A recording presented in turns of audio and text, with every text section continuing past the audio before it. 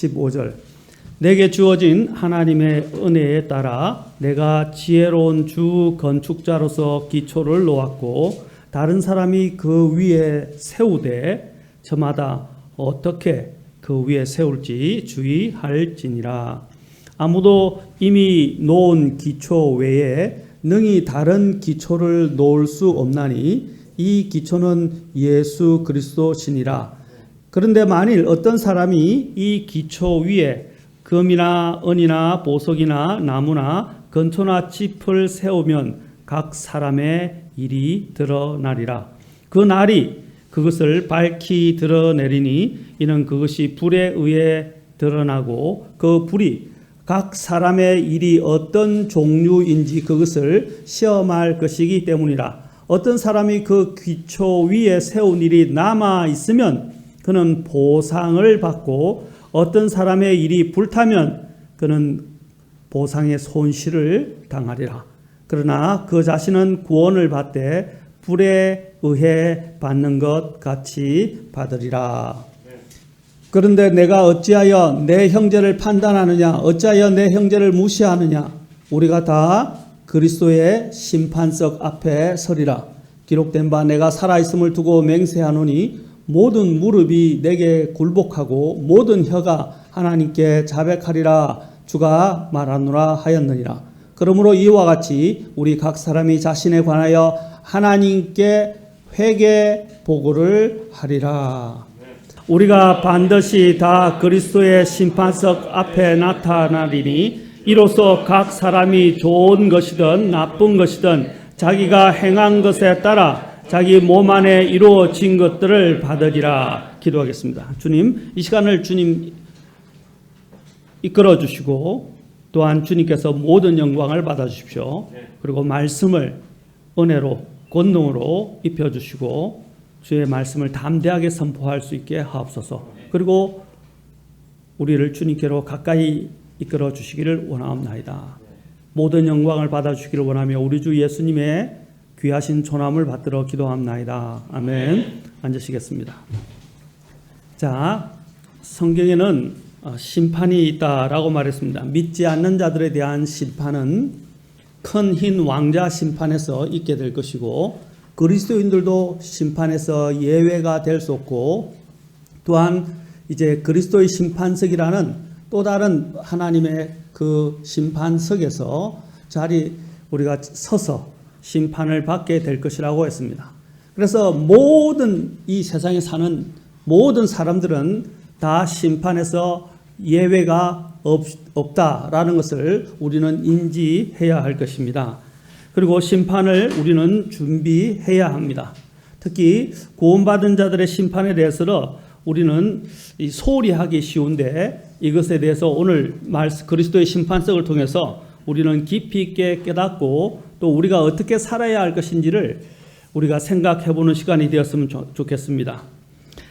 스펄전은 어느 날 앤드류 보나드라는 유명한 또 분이 있습니다. 앤드류 보나드가 보낸 레위기 주석을 읽고 많은 감명을 받았습니다. 그래서 그에게 친필로 이력서와 사진을 보내주시면 정기를 써드리겠다는 편지를 띄우게 되었습니다.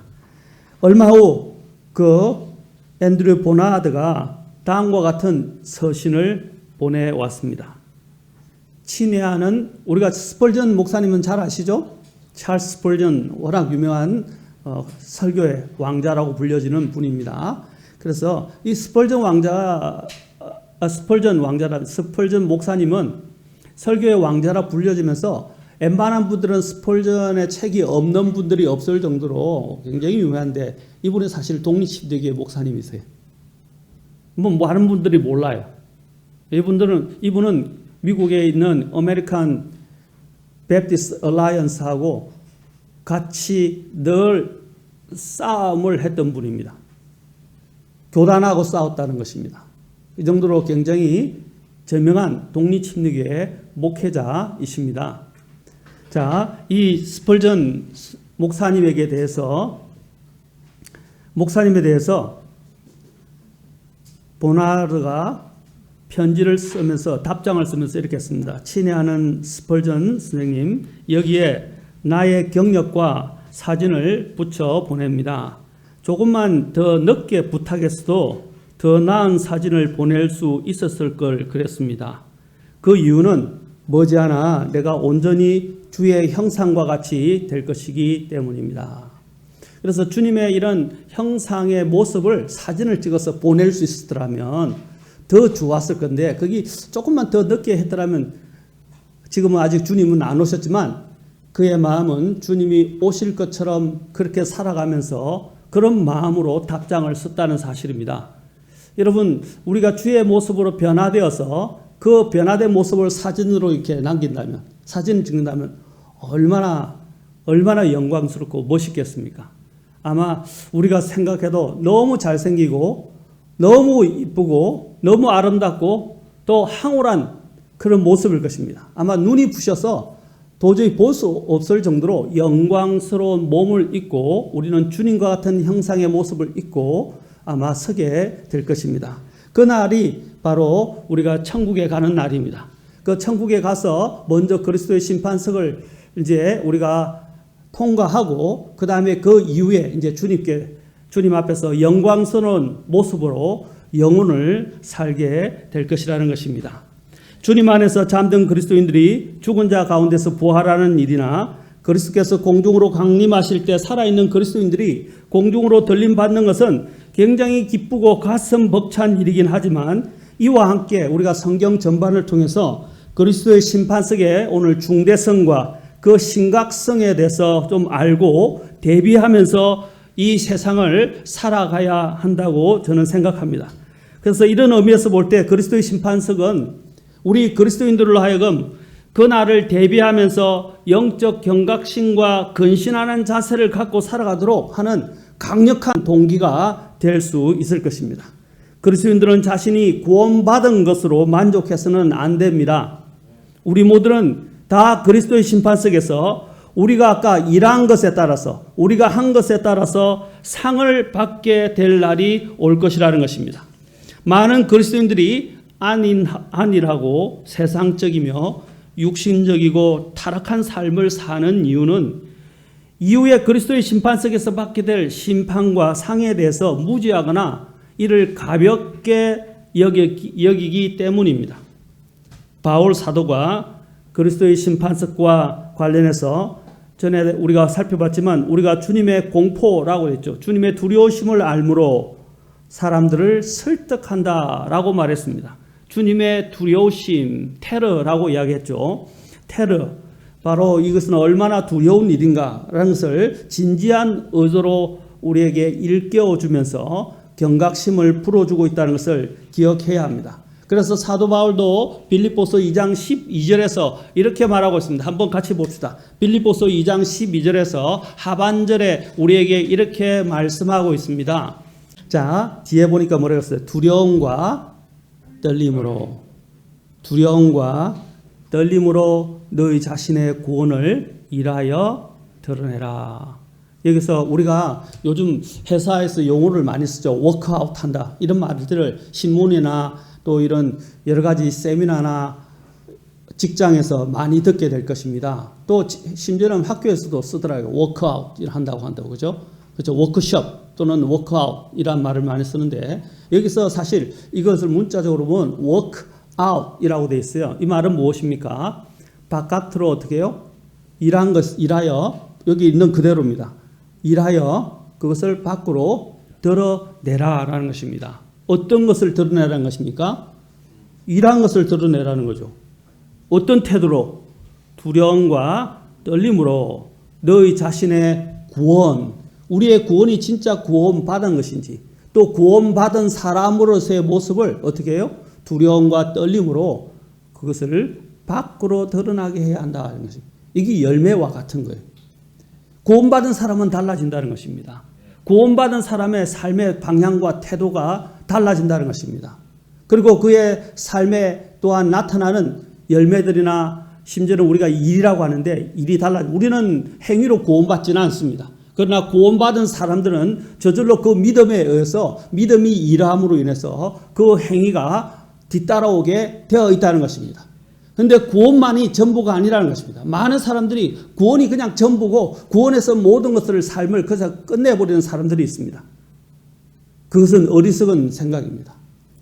그리고 또한 구원이 전부라고 생각하는 사람들 중에는 사실 나중에 뒤에서 또 좀 다루겠지만 또 혹시 구원을 받았다고 착각하는 사람들도 있을 수 있다는 사실입니다. 우리 자신이 받게 될 상의 문제를 우리는 가볍게 여겨서는 안 됩니다. 그 사람은 구원을 받았지만 주님 앞에서 아무것도 드릴 것이 없는 사람이 있을 것입니다. 그리고 주님 앞에 섰을 때 부끄러움을 당하는 사람들이 있게 될 것이라는 것입니다. 구원받은 모든 그리스도인들은 예외 없이 다 그리스도의 심판석에 서야 합니다. 어윈 루츠 목사님은 왕이 오신다라는 책에서 어떤 핑계나 구실을 댈 수 없고 절차를 연기할 수도 없으며 최고의 변호사를 선임하는 것도 일절 허용되지 않는다라고 말했습니다.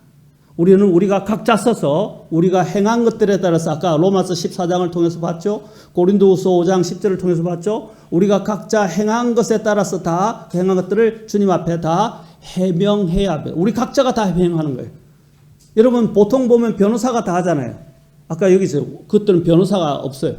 이제는 우리가 직접 주님 앞에 다 우리가 했던 부분들을 저는 이렇게 하면 좋겠어요. 이실직고한다 이렇게 생각하면 돼요. 있는 것들을 그대로 다 낱낱이 이야기해야 한다는 것입니다. 그리고 아까 앞에서 로마서에서는 뭐랬어요? 회개 보고라고 그랬어요. 여러분 직장에서 제일 힘든 것 중에 하나가 뭐냐면 회계 결산 보고하는 거하고 그 다음에 감사를 받는 거예요. 감사 받을 때도 그 한 일을 낱낱이 다 조사합니다. 그렇죠? 감사. 그 다음에 또 감사와 함께 또 자신이 했던 모든 부분들이 정말 됐는지 아닌지 다 따지면서 보고를 해야 돼요. 결산 보고 또는 회계 보고라고 합니다. 우리의 삶에 대해서 성경에서 분명히 뭐라고 그랬습니까? 우리 각자가 한 일에 대해서 회개 보고해야 한다라는 것입니다. 바로 주님 앞에 서는 일은 참으로 기쁘고 감사하고 감격스러운 일이지만 주님 앞에 서는 일은 또한 두려운 일이라고 아까 우리가 고린도후서 5장을 통해서 봤고 또 우리가 살펴봤지만 빌립보서를 통해서 살펴봤지만 두렵고 떨리는 일입니다. 왜냐하면 결산해야 합니다. 결산해야 되죠. 지금부터 우리가 좀 더 면밀하게 살펴볼 부분들이 이 그리스도의 심판석이라는 것입니다. 이 그리스도의 심판석의 어원을 보면 원래 헬라어를 보면 이것을 할 때 베마라는 말을 쓰고 있습니다. 베마라는 말을 로마서 14장 10절과 고린도서 5장 10절에서 두 번 사용을 하고 있는데 이 용어 속에 담겨 있는 의미를 우리는 한번 깊이 있게 생각해 보면 좋겠습니다. 사도 바울이 성경을 기록할 때 이 단어를 사용한 이유가 바로 그 당시 사람들에게는 이 단어가 굉장히 익숙했던 단어입니다. 이 단어는 왕관 또는 면류관이라고 그러죠. 왕관 또는 면류관 혹은 경기장에서 우승자에게 주어지는 화관이나 면류관에서 유래된 것입니다. 레만 스트라우스 박사님은 이 단어에 대해서 이렇게 설명하고 있습니다. 거대한 올림픽 경기장에는 높이 올려져 있는 경기의 심판관이 앉는 자리가 있었습니다. 경기가 끝난 후에 승리한 경기자들은 자신들의 상이나 혹은 면류관을 받기 위해 베마, 바로 아까 그 심판석이죠. 베마 앞에 모였을 것입니다. 이 베마 심판석은 누군가가 형을 언도하는 법정의 재판석이 아니라 상을 받는 자리였습니다. 이와 같이 그리스도의 심판석도 재판이나 심판을 위한 것이 아닙니다. 그리스도인의 삶은 하나의 경주이며 거룩한 심판관께서는 모든 경기자들을 지켜보고 계십니다. 교회가 자신의 경주로를 달린 후에 우리가 다 교회잖아요. 그렇죠? 우리가 다 교회예요. 그 교회가 자신의 각자의 경주로를 달린 후에 그분께서는 각 사람들을 살펴보시고 각자에게 적절한 상을 주시고자 모든 경기자들을 베마 심판대 심판석 앞으로 모실 것입니다. 라고 이야기했습니다. 여기서 우리가 알아야 할 점은 레만 스트라우스 박사님이 언급했듯이 이 심판석은 이미 경기에 출전한 경기자들을 대상으로 하는 시상식이라는 것입니다. 경기 주자가 경기에 출전했다는 것은 그 올림픽 경기와처럼 올림픽 경기를 위해서 이미 선발된 자로서 출전 자격을 가졌다는 것을 의미하는 것입니다. 이 시상식이란 말이 의미하는 것은 또한 상과 관련된 자리이다. 결코 처벌을 위한 자리가 아니라는 것입니다. 그래서 우리가 죄에 대한 형벌을 받아서 지옥에 가는 지옥에 가는 것들을 결정하는 시간이 아니라는 것입니다. 이미 지옥에서 구원받은 사람들이 이제 영혼에서 일하기 위해서 또 영혼에서 살기 위해서 하나님 앞에서 모든 것을 계산하고 다 이제 거기에 따라서 적절한 보상을 받고 또 상속을 받고 또한 통치하게 되를 나중에 살펴보겠지만 왕국을 받는 것과 관련이 있다는 것입니다. 우리 그리스도인들은 이미 예수 그리스도를 믿고 그분을 구원자로 구주로 영접했기 때문에 하나의 경기자로서 경기장의 이 경기에 출전한 자격을 가진 사람이라고 할 수 있습니다. 경기에 출전하지 못하고 구경이나 방관만 하는 세상 사람들과는 다릅니다. 경기에 출전하는 경기자로서 우리 그리스도인들 각자가 해야 할 임무는 승리를 위해서, 이기기를 위해서 분투하며 달리는 것입니다.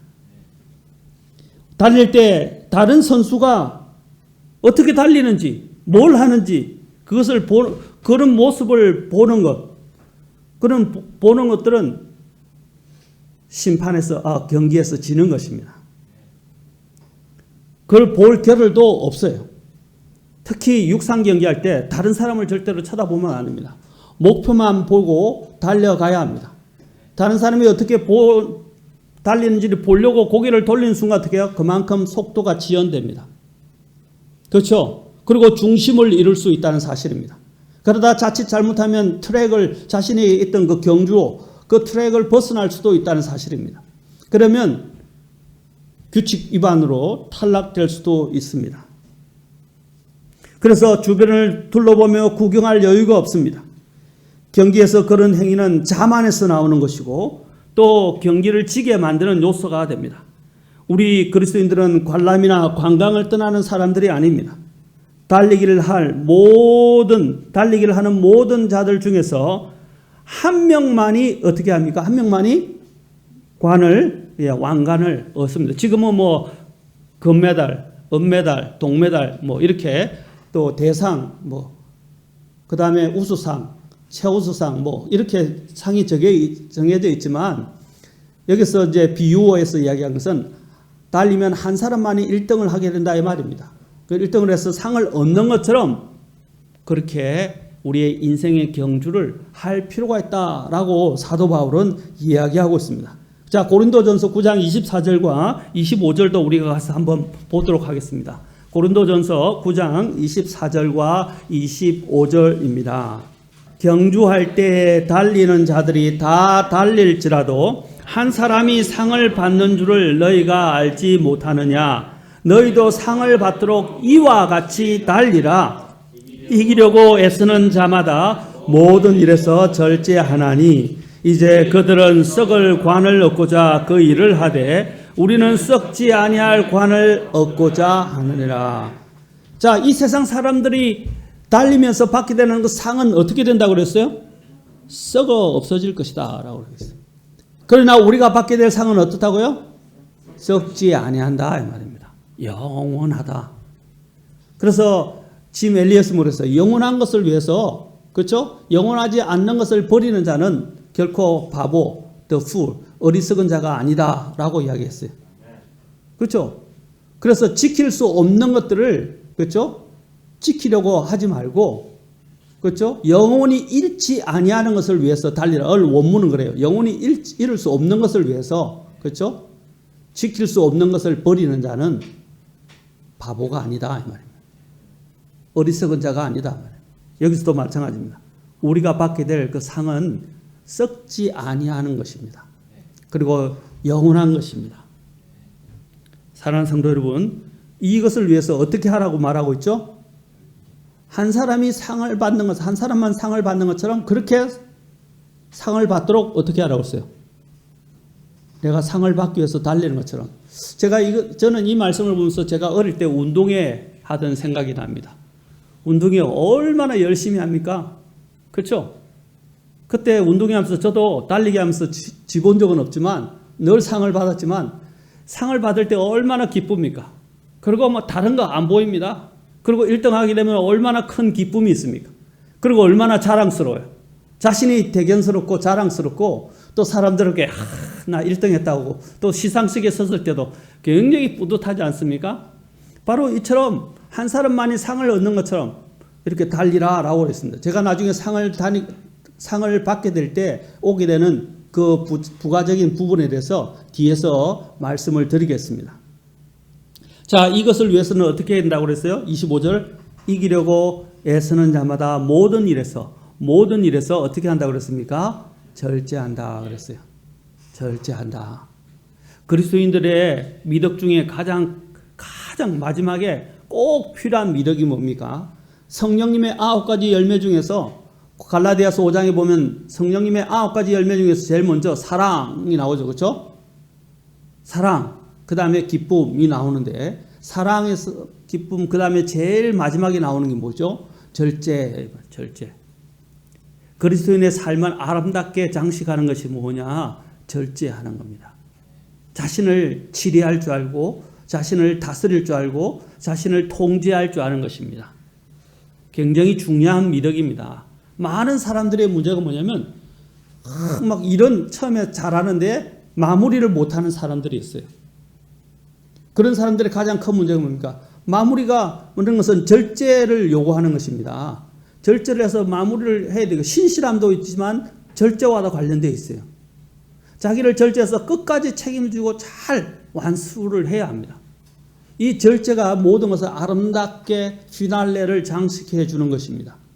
그래서 여기서도 말하고 있죠. 모든 일에 절제하는 것입니다. 절제. 그 절제를 통해서 얻게 되는 것이 무엇입니까? 하나님이 우리에게 주실 상이라는 것입니다. 자, 우리가 이 심판석이 존재해야 될 구체적인 이유에 대해서 좀 살펴보도록 합시다. 첫째, 이 심판석이 존재하는 이유는 각 신자들이 행한 일, 곧 그의 행실과 언행과 심사와 심사랑서 마음의 생각이죠. 마음의 의도, 그 다음에 그 헌신, 그리고 그가 한 모든 섬김에 대해서 상을 주시기 위해서라는 것입니다. 성경은 분명히 말씀하십니다. 모든 성도가 심은 대로, 그렇죠? 거두게 될 것이라는 것입니다. 심은 대로 거둔다는 것입니다.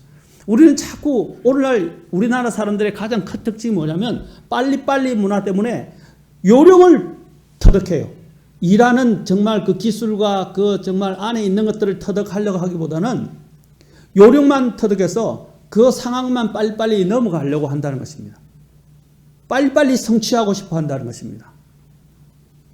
여러분, 우리가 아직도 왜 이렇게 우리 한민족이 뛰어나지만 왜 미국 사람들을 아쓰지 못하느냐 하면 미국 사람들은요, 기초부터 튼튼히 닦아서 하나하나 쌓아갑니다. 특히 성공한 과학자들 보면 기초과학이 튼튼하고 그리고 연구하는 방법들을 하나하나 따지면서 합니다. 그러나 요령만 터득해서 딱 결과만 내려고 하는 사람들 보면 나중에 보면 문제점들이 많이 발견하게 됩니다.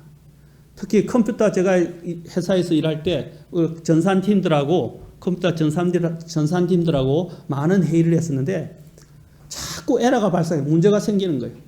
그런데 기한이 되었기 때문에 기한 때문에 빨리 만들다 보니까 컴퓨터 안에 이 프로그램을 짜는 데 있어서 프로그램에 오류가 자꾸 생긴 거예요. 그런데 그걸 찾으려고 하니까 한눈에 찾아집니까? 며칠 밤을 새워서 프로그램 언어들을 다 일일이 다 점검을 해가지고 프로그램 언어들을 이제 보면서 이 뭔가 잘못, 그렇죠? 언어가 기록됐고, 그렇죠? 또 그것이 입력됐다는 것을 알게 되고 그거 하나 찾는데 며칠 밤을 새우고 합니다. 그래서 결국은 어떻게 됩니까? 시간을 앞당기려고 서둘러서 했던 것이 오히려 더 많은 시간을 들여서 고생을 해야 했다는 것입니다. 그래서 처음부터 하려면 처음부터 탄탄하게 제대로 해야 한다는 사실입니다.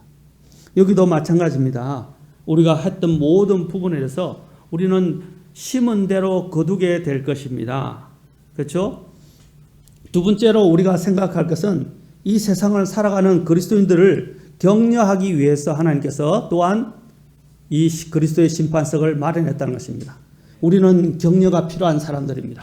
위로가 필요한 사람들입니다. 하나님은 그래 잘한다 잘해 훨씬 그렇죠? 그래서 우리가 이런 말도 하죠. 저도 참 칭찬에 많이 인색했었는데 요즘 보니까 칭찬하는 게 참 좋은 것 같아요. 그래서 칭찬은 고래도 춤추게 한다라는 우리가 일명 이야기도 이렇게 하기도 하는데 칭찬은 좋은 것 같아요. 그럼 물론 잘못된 걸 칭찬하면 안 되겠죠. 그러나 웬만하면 그 사람이 정말 노력하고 또 애쓰고 힘쓰는 부분에서는 칭찬을 하는 것이 필요합니다. 하나님께서도 마찬가지입니다. 하나님께서 우리를 정죄하시기 위해서 그렇죠? 우리를 징계하시는 게 아니에요. 우리를 바로 세우기 위해서 우리를 사랑하시기 때문에 또한 주님께서는 우리가 한 일에 대해서 우리가 의도적으로 하지 않았지만 실수한 일에 대해서는 주님께서 그것에 대해서 크게 주님께서 나무라지는 않으십니다. 주님은 우리가 그러한 상황 가운데서 다시 일어나서 재개하기를 원하시고 다시 또 뛰기를 원하십니다. 일하기를 원하신다는 것입니다. 자기가 잘못했다고 주저앉아 있기를 하나님은 원하지 않는다는 거죠. 여러분 아이가 처음에 걸음마를 배우기 시작할 때 어떻게 합니까? 아이가 아장아장 걷다가 넘어져요. 넘어지는데 엄마가 그거 보고 야 이 바보야 멍텅구리야 너는 그것밖에 못해 왜 걷지 못하는 거야? 이렇게 하면 아이가 어떻게 했어요? 다시 걷고 싶은 마음이 없어질 것입니다. 그렇죠? 그런데 아이가 넘어져도 엄마가 어떻게 하죠? 괜찮아 이리 온 다시 일어나 일어날 수 있어 이리 와 잘한다 그렇게 할 거 아니에요? 여기에 유치원 선생님들도 했던 분도 계시고 또 자녀를 키워보신 분들도 다 계시지만 그렇지 않은가요?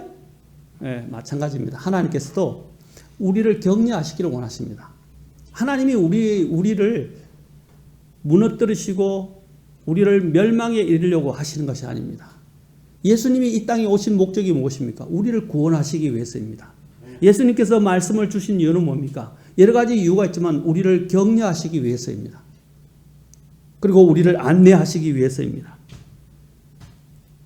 아브라함이 이삭과 야곱과 더불어서 이 세상에 정착된 집을 짓지 않고 장막에 거주하면서 이 땅 위에서 낯선 자요 또한 나그네라고 고백하면서 살았던 이유가 무엇입니까?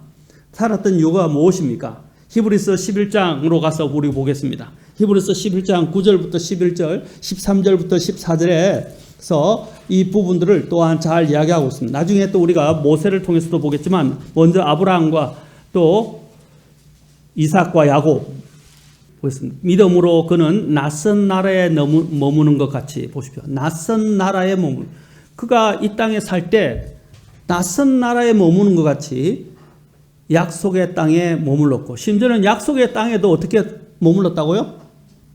낯선 나라에 머무는 것처럼. 그래서 어떻게 살았어요? 자기와 함께 동일한 약속의 상속자가 된 이삭과 야곱, 자기 자녀들이죠. 손주죠. 이삭과 야곱과 함께 어떻게 해요? 장막들에 거했다. 지금 우리가 전세나 월세로 살아도 충분하다 그런 말을 하는 게 아니에요. 초가집에 살아도 된다 그 말을 하는 게 아니에요. 그들은 그런 마음으로 초연하면서 살았다는 것입니다. 뭘 바라보면서? 그들은 이 세상에서 영원히 안주할 것처럼 살지 않았다는 것입니다. 그들이 장막들에 거했다는 것은 뭘 말해주는 것인가? 10절 우리가 같이 읽도록 하겠습니다. 시작. 이는 그가 기초들이 있는 한 도시를 바랐기 때문이라. 그것이 건축자와 만드신 분은 하나님이시니라. 그것의 건축자와 만드신 분은 하나님이시다. 뭘 바랐다고 그랬어요? 이게 보상이에요. 하나님께서 주실 그 도시를 바라보았다라고 말하고 있습니다. 도시를 바라보고 살았다. 14절에는 그들이 본향을 찾고 있었고 15절에는 떠나온 본향을 생각하지 않고 그렇죠? 16절에서는 뭐라고 되어 있어요? 이제는 뭐라고 했어요? 그들이 더 좋은 본향. 여러분, 더 좋은 본향, a better country. 더 나은, 더 훌륭한, 더 좋은 본향을 바라보았다라는 것입니다. 그것이 영원한 것이기 때문에 아까 가서 영원한 도시라고 됐죠. 영원한 것이었다. 그것은 기초가 있다는 거예요. 이 세상의 것들은 지진이 일어나면 다 무너지게 돼 있어요. 이 세상에 땅이 융기되고 그렇죠? 또 땅이 막 흔들리게 되면 다 무너져야 되겠어요. 그러나 하나님이 세우신 그 도시는 어떻습니까? 기초가 완전하기 때문에 어떠한 것에도 흔들리지 않는다는 것입니다. 그것이 히브리서 10장에서 이야기하는 거예요. 10장에서 그리고 12장에서 말하는 거예요. 12장에서 그 하늘의 더 영구한 실체는 절대로 흔들리지 않는다는 것입니다. 그때는 그분의 음성이 땅을 흔들었거니와 이제는 그분께서 약속하여 이르시되 내가 또 땅뿐만 아니라 하늘도 아직 한 번 더 흔드노라. 여러분 땅과 하늘이 다 흔들린다고 그랬어요. 계시록에 보면 하늘 전체가 다 흔들리고 별들이 땅으로 쏟아진다고 그랬어요. 근데 27절 자 보십시오. 또 아직 한 번 더라는 이 말씀은 흔들릴 수 없는 그것들을 남아있게 하시려고 만드신 것들 중에서 흔들리는 그것들을 제거하심을 표적으로 보여주나니 중요한 건 28절입니다. 보십시오. 그러므로 보십시오. 우리가 움직일 수 없는 왕국, 요동하지 않는다는 것입니다. 요동하지 않는 왕국을 받을진대 은혜를 소유하자. 우리가 이렇게 될 그 왕국, 그 도시, 그것은 어떻게 워낙 기초가 튼튼해서 갖고 있어서 절대로 흔들리지 않는다는 사실입니다. 아멘. 여러분 우리가 받게 될 이것들을 바라보면서 아브라함은 이 삶을 살아갔다는 사실입니다. 그래서 그는 이 세상을 살면서도 욕심을 부르지 않았어요. 육신적인 사람로 아브라함 가까이에 육신적인 사람 아브라함의 조카 롯이 있었어요. 롯은 어떻게 했습니까? 눈에 보기 좋은 것을 찾아갔어요. 그래서 결국에는 소돔 땅에 거하게 된 것입니다. 그러나 아브라함은 어떻게 했습니까? 믿음으로 하나님이 주실 것을 바라보면서 나아갔다는 사실입니다. 그렇죠? 그래서 하나님 앞에서 큰 복을 얻게 되었다는 사실입니다. 뿐만 아니라 모세를 보십시오. 모세 같은 경우도 이제 11장 24절부터 26절을 통해서 봅시다. 모세의 경우도 그렇습니다. 믿음으로 모세는 24절 나이가 들었을 때 파라오의 딸의 아들이라 불리는 것을 거절하고 잠시 죄의 쾌락들을 즐기는 것보다 오히려 하나님의 백성과 함께 고난 받는 것을 택하였으며 뭘 거절했다고요? 잠시 죄의 쾌락을 즐기는 것들을 잠시 여러분 죄의 쾌락은 잠시뿐이에요. 그러나 그 끝은 씁니다. 굉장히 혹독한 대가를 치르게 돼요. 왜? 하나님은 죄를 미워하시니까. 그래서 그는 죄의 쾌락을 생각하지 않고 오히려 이집트에서 누릴 수 있는 부귀영화를 생각하지 않았어요. 어떻게 했습니까? 하나님의 백성, 처음에 하나님의 백성과 함께 고난받는 것을 택했다. 자, 26절 또 그리스도의 치욕을 여러분 여기서 잘 보십시오. 제가 한 가지 성경을 이해하는 데 도움을 여러분들에게 드리겠습니다. 어떤 분들은 구약 백성들은 그리스도를 몰랐고 그냥 하나님께 대한 믿음 그리고 그 시대의 경륜에 주시는 경륜에 대해서 순종했기 때문에 그냥 구원받았다라고 이야기하고 또 심지어는 행위를 강조하는 사람들도 있어요. 그런데 여기서 뭐라고 그랬습니까? 뭘 받았다고 그랬죠? 그리스도의 치욕이라고 그랬죠. 모세는 그리스도를 바라보았어요. 믿음으로 그리스도를 예수님이 육체를 입고 이 땅에 오시지는 않았지만 그는 누구를 바라보았습니까? 장차 오실 예수 그리스도를 믿음으로 바라보면서 치욕을 견뎌냈다고 말하고 있습니다. 심지어는 이것을 그리스도의 치욕이라고 그래요. 그리스도를 위한 치욕도 될 수 있지만 그리스도께서 받으실 그 치욕을 그는 바라보았다는 것을 이야기하는 것입니다. 그러면서 그리스도의 치욕을 이집트의 보화보다 더 큰 재물로 여겼으니 이는 그가, 자 보십시오. 자, 같이 읽겠습니다. 이는부터 시작. 이는 그가 주께서 보상으로 보답해 주시는 일에 관심을 두었기 때문이라. 27절 또 읽겠습니다. 시작. 믿음으로 그는 왕의 진노를 두려워하지 아니하고 이집트를 버렸으니 그는 보이지 아니하시는 분을 보는 것 같이 하면서 견디어냈느니라. 사실 그는 이집트의 왕자였어요. 그렇죠? 또 왕이 될 수 있는 자격을 가진 사람 중에 하나였어요. 그러나 그는 왕의 진노도 두려워하지 않았고 또 심지어는 이집트조차도 어떻게 했어요? 버렸다 그랬어요. 그리고 잠시 죄의 쾌락을 누리기보다 하나님의 백성과 함께 고난을 받았고 더 나아가서는 뭐라고 했어요? 또 더 그리스도의 치욕을 이집트의 보화보다 더 낮게 여겼다. 큰 재물로 여겼다. 왜?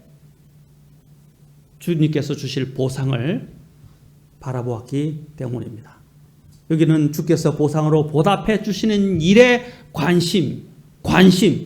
관심을 두었기 때문이라. 사랑하는 성도 여러분, 저와 여러분의 관심은 어디에 있습니까? 어디에 그 관심이 있는 것이 그 사람의 삶을 이끌어가게 되어 있어요. 우리는 관심 있는 걸 쫓아가게 되었어요. 취미도 관심 중에 하나입니다. 맞습니까? 저는 취미를 하지 말라 이런 말씀을 드리는 게 아니에요. 주된 자신의 관심사가 어디 있느냐. 사실 진로를 택하거나 우리가 또 진학을 할 때도 대학 갈 때도 과를 택할 때도 사실 성공하는 사람들은 자신에게 맞는, 자신이 관심 있어 하고 자신이 좋아하고 자신에게 맞는 것을 그렇죠? 선택하게 될 때 성공하게 됩니다. 그렇죠? 그래서 과에 갔다가 안 맞아가지고 다른 데로 전과하는 사람들도 있고 다시 수능을 보는 애들도 있고 심지어는 직장에 좋은 직장인데도 자신에게 안 맞다고 다른 사업을 하는 사람도 있고 다른 데로 이직하는 사람들도 있어요. 왜 그렇습니까? 자신이 관심이 떨어진 거거든요. 관심을 어디에 두느냐 하는 것이 굉장히 중요합니다. 아까도 말씀드렸지만 우리는 영혼에 관심을 두어야 합니다. 하나님께 관심을 두어야 한다는 사실입니다. 자, 여기서 모세도 하나님께 주실 그 보상에 관심을 두었고 그 보상을 여기 보면 respect이라고 되어 있어요. 그 관심이라고 되어 있는데 이것은 중시했다는 뜻도 있습니다. 그냥 관심만 아니라 그걸 더 중시했다라는 것입니다. 중시 여겼다. 그걸 더 존중했다는 것입니다. 존중하거나 중시했다는 것입니다. 사도 바울도 그래서 육신의 장막에 계속 거하든지 떠나든지 주님을 기쁘시게 하는 자가 되기를 자기가 힘쓴다라고 말했던 까닭은 바로 이 그리스도의 심판석이 있기 때문이었습니다. 고린도후서 5장 아까 5장 10절 앞에 9절에 나와 있어요. 그래서 히브리서 고린도후서 5장 9절에서 사도 바울이 뭐라고 그랬습니까? 5장 9절에서 그는 이렇게 말하죠. 자, 잘 봅시다. 같이 그 이유 때문에 그는 5장 9절에서 이렇게 말합니다. 그리스도의 심판석에서 받게 될 그 보상이 결정되기 때문에 9절에서 이렇게 말하고 있어요. 그러므로 우리는 함께 있든지 떨어져 있든지 그분께서 받아주시는 자가 되려고 수고하노라 그랬어요.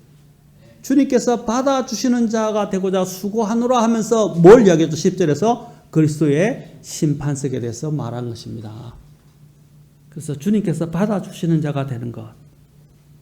우리의 믿음의 선진들이 하늘을 바라보고 또한 주님의 보상을 바라보면서 일했듯이 우리 그리스도인들도 이 세상을 경건하고 거룩하고 열매 있는 삶을 살도록 격려하는 강력한 동기가 되는 것이 바로 이 그리스도의 심판석이다 이 말입니다. 이 심판석을 생각하면서 걸어야 됩니다. 또한 세 번째로 우리가 그리스도의 심판석을 생각해야 하는 이유는 무엇입니까? 자, 그리스도의 심판석이 있어야 하는 그 이유는 장차 그리스도께서 이 땅에 재림하셔서 통치하시고 다스릴 왕국에서 자, 신자들에게 뭘 주십니까? 그분과 함께 통치할 왕국들을 분봉하신다는 것입니다. 나누어 주신다. 왕국들을 주신다는 거예요. 천국에 가면요, 많은 사람들이 놀고 먹는다고 생각해요. 천국은 놀고 먹는 게 아닙니다. 천국에서도 영원히 일합니다. 그런데 지금이 그 천국에서 일할 모든 것들을 다 결정합니다. 그리고 지금이 천국에서 받게 될 그 왕국의 규모와 받게 될 영광을 다 결정합니다. 그것이 달라지는 거예요. 지금 열심히 일한 사람하고 대충 일한 사람하고 놀고 먹은 사람하고 여러분은 어떻게 평가하시게요? 그런 사람들을. 그 사람들이 똑같은 보상을 받으면 되겠어요? 아니죠. 직장도 마찬가지입니다. 나중에 제가 말씀을 드리겠지만 하나님이 우리를 바로 영혼 속에서 일하게 하실 것입니다. 그리고 그 영혼 속에서 일할 모든 그 규모와 그 영광과 그 특권들이 그 지위가 다 달라지게 될 거라는 거예요. 그래서 거기서 차별이 있다. 또 우리가 죄가 있다. 이런 것을 말하는 것이 아닙니다. 그것이 아예 결정돼서 이제 영혼을 위해서 일하게 된다는 것입니다. 계시록 5장 9절과 10절에서 우리가 살펴보았듯이 바로 그리스도께서 우리를 구속하신 이유는 무엇입니까? 구속하셔서 하나님을 위한 왕과 제사장으로 삼으셨다라고 계시록 5장 9절과 10절에서 말하고 있습니다. 우리를 왕과 제사장으로 삼으셨다. 또 계시록 1장에서도 우리가 살펴봤죠. 1장 5절과 6절에서도 똑같이 말하고 있습니다. 아버지를 위해, 자신의 아버지를 위해 우리를 왕과 제사장으로 삼으셨도다라고 돼요. 두 번이나 이야기하고 있어요. 바로 1절 현재 있는 것 가운데서 그렇게 말하고 있고, 그렇죠? 그리고 또 앞으로 있게 될 하늘에서도 어떻게 해요? 왕과 제사장으로 삼았다고 두 번이나 말하고 있다고. 뭐가 된다고요?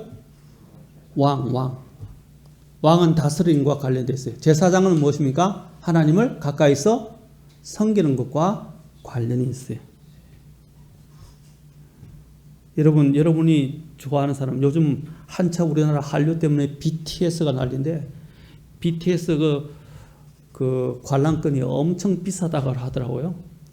그래서 비싼데도 사람들이 며칠 밤을 줄을 서서 그 티켓을 얻으려고 줄을 서 있고, 또 먼 곳을 마다하지 않고 비행기 티켓을 끊고 차표를 끊어가지고 그곳에 가서 줄을 서서 들어간다고 합니다. 그리고 또한 서로 앞자리에 앉으려고. 앞자리도 없대요. 비싸도 없대요. 서로의 앞자리에 쓰려고. 그리고 한번 손이라도 내밀어서 손도 잡아보려고. 연예인 그 손이 뭐라고? 그렇게 안간힘을 쓴다고 그래요.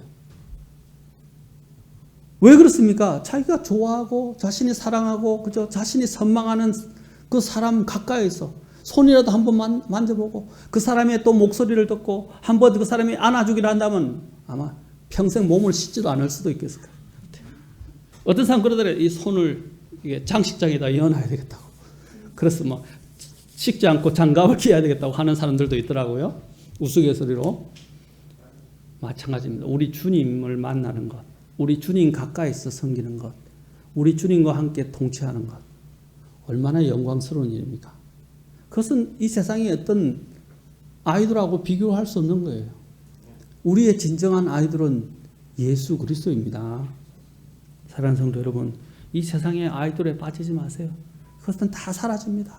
나이가 들면요, 유치하게 왜 저런 애들을 좋아했을까? 유치하게 저렇게 막 빠져들어가고 그게 메이는데 그거 다 유행이에요. 유행은 사라집니다. 그리고 마음의 관심사도 달라집니다. 그것은 영원하지도 않아요. 그러나 우리 주님과 함께하는 이 일은 영원한 문제입니다. 영원히 결정되는 거예요. 자, 디모데후서 2장 11절과 12절에서도 말하고 있습니다. 이것도 같이 한번 살펴보시죠. 디모데후서 2장 11절, 12절. 이게 두 가지를 이야기하고 있어요. 11절과 12절이 두 가지를 이야기하고 있어요. 그것은 신실한 말이로다. 우리가 그분과 함께 죽었으면 또한 그분과 함께 살리라. 우리가 고난을 당하면 또한 그분과 함께 통치하리라. 우리가 그분을 부인하면 그분도 우리를 부인하시리라. 자, 여기서 그분과 함께 죽었다면 그분과 함께 살 것이다. 우리의 이런, 그렇죠? 부활에 대해서 이야기하죠. 그렇죠? 예수님과 함께 믿음으로 죽은 것과 함께 또 믿음의 부활과 생명의 부활에 대해서 이야기를 하고 있어요. 11절에서. 이제 이게 끝이 아니라는 거예요. 믿음으로 죽고 믿음으로 다시 사는 것. 침례가 그걸 의미하지만 이게 다가 아니라는 거예요. 12절에 이야기합니다. 12절에 뭐라고 그럽니까? 우리가 고난을 당하면 이 고난은 누구를 위해서 당하는 거예요? 누구 때문에 당하는 거예요? 예수님 때문에, 복음 때문에, 믿음 때문에 당하는 것을 말하는 거예요. 그 예수님을 위해서 살았던 것에 따라서 어떻게 한다고요? 우리가 함께 그분과 함께 통치할 것이다 그랬어요. 통치할 것이다. 통치할 것이다. 우리가 그리스도인으로 살아가면서 여기서 이 부인은 그렇죠? 이건 구원과 저는 제가 알기로는 구원과 관련되어 있지는 않아요. 여기서 지금 이야기하는 우리라고 했어요. 여기서 이 부인은 뭡니까? 심지어는 직장 생활을 학교 생활하면서 이런 사람들이 있어요. 자기가 그리스도인임을 나타내기를 부러워한 사람들이 있어요. 아, 내가 예수 믿는다 그러면 많은 어려움이 있고 저 사람이 나를 싫어할 거니까 표 안 내야지. 나타내지 말아야지. 자기가 그리스도인을 숨기는 사람들이 있어요. 왜? 불이익을 당할까 봐. 사람들이 싫어할까 봐.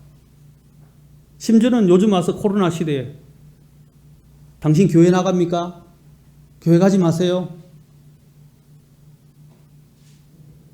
그렇게 묻는 사람들이 있어요. 직장 상사들도요.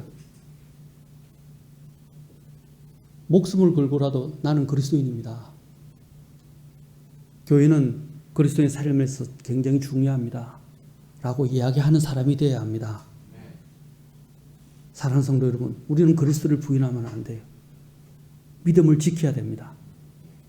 거기서부터 위축돼서 물러나기 시작하면 진짜 대대적인 핍박이 오고 또 예수님을 믿는 문제로 인해서 죽음의 생사의 문제가 달린 문제가 생길 때 어떻게 하시겠습니까? 우리는 그렇게 이야기합니다. 아, 나는 누군가 나를 목에 칼을 대고 예수님을 믿을 것인지 아니면 부인할 것인지 이렇게 이야기하면 나는 예수님을 부인하지 않을 것입니다. 이렇게 자신 있게 이야기하는 사람들이 있는데 지금도 신실하지 않으면 지금부터 주님을 시인하지 않고 주님을 드러내지 않으면 그렇게 안 돼요. 베드로가 뭐라고 했습니까? 절대로 주님을 부인하지 않겠습니다. 라고 예수님의 그 죽음에 대해서 말씀하실 때 만류하시면서 절대로 저는 주님을 부인하지 않겠습니다. 그렇게 이야기했어요. 그래서 예수님 뭐라 했어요? 네가 닭 울기 전에 3번 나를 부인하리라. 그래서 3번이나 예수님을 심지어는 저주까지 하면서 맹세하고 저주까지 하면서 주님을 부인했습니다. 우리 마음 같지가 않아요. 작은 것에서부터 신실해야만이 진짜 큰 시험과 도전이 올 때도 무너지지 않습니다. 아멘? 여기서 말하는 게 그거예요. 주님이 우리가 그분을 부인하면 그분도 우리를 부인하리라. 그래서 내가 주님을 모르지 하면 주님이 나중에 물으십니다. 너 그때 나를 부인했지? 나의 모른 채 했지? 나를 안 믿는 척 했지? 하고 주님이 물으실 거란 거예요. 그러나 그런 상황마다도 나는 그리스도입니다 하고 자신을 드러내고 주님을 드러내고 간증을 하는 사람들에 대해서는 어떻게 해요? 하나님 다 기억하신다는 거예요. 다 기억하신다는 거예요. 여기서 통치하다라고 말하고 있는데 통치하다는 것은 영적인 의미가 아니라 실질적이고 문자적인 통치를 말하는 것입니다. 그리스도께서 재림하셔서 이 땅에 그분의 메시아 왕국을 세우시고 천년을 통치하실 동안에 신자들은 그 천년 왕국에서 그분과 함께 통치할 왕국을 할당받게 될 것이고 또 영혼 속에 들어가서도 영혼 속에서도 또한 통치하게 될 것입니다. 그 할당받는 기업의 정도가 어떻게 해요? 각 사람이 받는 상에 따라서 달라지게 될 것이라는 것입니다. 현 세상에서 신자의 상과 질과 동기는 장차 올 세상에서의 왕국의 분봉과 통치와 직접적으로 연관이 되어 있습니다. 혹자들은 이 사실에 대해서 의아해할지도 모르겠습니다.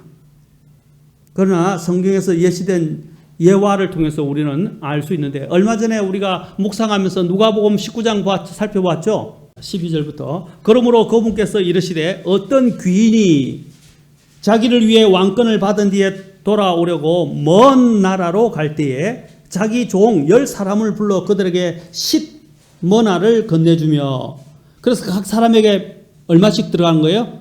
10명의 종들에게 10머나를 전체 주니까 한 사람당 한 머나씩 들어간 거죠. 1머나씩 간 거예요.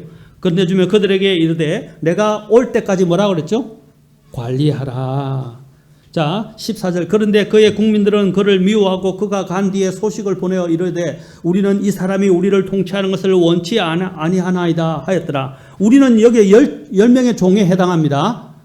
예, 국민들에 해당하지 않아요. 10명의 종에 해당해요. 그가 왕권을 받은 뒤에 돌아와서 자기가 돈을 준 이 종들이 각각 장사해서 얼마나 벌었는지 알기 위해 이들을 부르라고 명령하니, 여기서 먼 나라로 왕권을 받으러 간 귀인이 누구죠? 예수님입니다. 예수님이 이 땅에 오셨다가 어떻게 해요? 이제 맡기시고 하늘로 승천하셨죠? 그리고 거기서 이제 하나님 아버지께로부터 왕권을 받아서 재림하실 거예요. 그 비유를 하신 거예요. 여기서 그래서 귀인은 예수님을 말하는 겁니다. 종들은 누구입니까? 우리 제자들이지만 1차적으로는 종들을, 우리 그리스도인들을 이야기합니다. 자, 여기서 국민들은 누굽니까? 이스라엘 유대인들을 이야기하는 거죠. 그러나 우리 넓게는 이제 믿지 않는 불신 세상을, 주님을 거부하는 세상을 이야기하는 것이죠. 그래서 그들은 통치하는 걸 원하지 않는다 그랬잖아요. 그런데 자 보십시오. 주님께서 다 불러 모았어요. 종들을. 16절에 보십시오. 이에 첫째가 와서 이르되 주여 주의 1머나로 10머나를 벌어내. 자, 한 사람은 1머나로 얼마를? 10머나. 그만큼 노력했다는 거예요. 열심히 했다는 거예요. 그가 그에게 이르되, 귀인이 말합니다. 자, 왕권을 가지고 온 그 왕이 말합니다. 잘 하였도다 선한 종아, 너가 매우 작은 일에 신실하였은즉 10도시를 다스릴 권세를 찾아라. 10머나를 벌었으니까 그게 합당한 몇 개를 줘요? 10도시를 준다고 그랬잖아요. 18절 보십시오. 또 둘째가 와서 두 번째 사람이 와서 주여 주의 1머나로 얼마를요? 앞에서는 아까 얼마였죠? 10머나였죠. 그렇죠? 5머나를 벌었다 그랬어요. 그가 그에게도 마찬가지로 이르되 너도 5머나를 벌었으니까 얼마를 줬어요? 5도시를 다스릴 5도시를 줬다는 것입니다.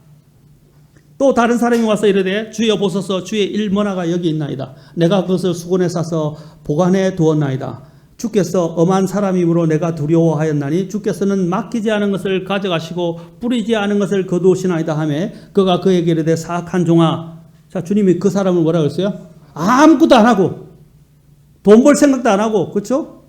맡긴 걸 그냥 수건에 싸서 보관해야 된다. 그가 조금만 더 부지런했다면 어떻게 해요? 일은 안 했더라도 어떻게 해요? 여기 뒤에 나오죠. 은행에도 맡겼을 거예요. 자, 그래서 주님께서 말씀하십니다. 23절 보십시오. 그러면 어찌하여 너가 내 돈을 은행에 넣어두지 아니하였느냐? 이 일도 안 한 거예요. 그래 하였더라면 내가 올 때에 이자와 함께 내 것을 요구하였으리라. 기본적으로 해야 될 일은 하나도 하지 않은 거예요. 그러자 주님이 뭐라고 말씀해요? 24절 보십시오. 곁에 서 있던 자들에게 이르되 그에게서 어떻게 하라고 그랬어요? 준 1머나를 빼앗아서 10머나 가진 자에게 주라 그랬어요. 왜 이런 일이 있습니까? 25절, 자 26절. 그들이 그에게 이르되 주여 그에게는 10머나가 있나이다. 10머나가 있는데 왜 또 줍니까? 주님 빼앗아서. 그러자 주님이 뭐라? 26절 같이 읽겠습니다. 시작. 내가 너에게 이르노니 있는 자마다 받을 것이요 없는 자는 자기에게 있는 것도 빼앗기리라. 자, 10머나 있는 사람에게 주면 그 사람은 어떻게 하겠어요? 아까 10머나를 받았잖아요. 그는 그것을 가지고 더 많이 일을 해서 더 많은, 그렇죠? 소출 또는 더 많은 장사 이익을 주인에게 남겨준다는 말이에요. 열심히 해서. 그런데 이 가진 사람은 줘봐야 또 묻어두고 아무런 이익을 낼 수가 없게 된다는 거예요. 그래서 더 한 사람에게 더 많이 이익을 낸 사람에게 준다는 거예요. 왜? 그 사람은 더 열심히 더 신실하게 일할 것이기 때문에. 그래서 일하지 않는 사람은 주님께서 주지 않으세요. 다 빼앗아 버렸어요. 그래서 데살로니가에서 사도 바울이 뭐랬어요? 일하지 않으려거든 먹지도 말라고 그랬어요. 먹지 말라고 그랬어요. 우리는 일 안 하고 먹으려는 사람들이 너무 많아요. 지금 우리나라의 위기가 뭡니까? 일 안 하고 그냥 나라에서 주는 보상이나 먹으려고 하는 사람들이 많아요. 그런 것들이 많아지게 되면 일하는 사람만 정말 고생하게 됩니다. 그러나 천국은 주님이 다르다고 하잖아요. 그곳에서 어떻게 한다고요? 이제 그리스도의 심판석에서 일하는 사람들에게 더 많이 준다는 거예요. 이것이 하늘의 원리입니다. 사랑하는 성도 여러분, 우리가 이 땅만 살아가는 것이 아닙니다. 우리는 영혼을 보고 살아야 됩니다. 그리고 하나님이 우리에게 주실 그 분봉을 보고 살아야 됩니다. 또 우리에게 주실 상을 보고 살아야 됩니다. 다음에 왜 상을 우리가 기대해야 하는지에 대해서 제가 다음에 좀 살펴보도록 하겠습니다. 다음에 우리가 어떤 생각을 하는 사람들이냐면, 내가 구원해 주신 것도 감사한데 상은 왜 필요해? 상 안 줘도 돼. 이렇게 이야기하는 사람들이 있다는 거죠. 그런데 그것은 잘못된 생각입니다. 그 의도가 무엇인지 다음 시간에 제가 계속해서 말씀드리겠습니다. 개봉 박두 기다리시기 바랍니다. 기도하시겠습니다.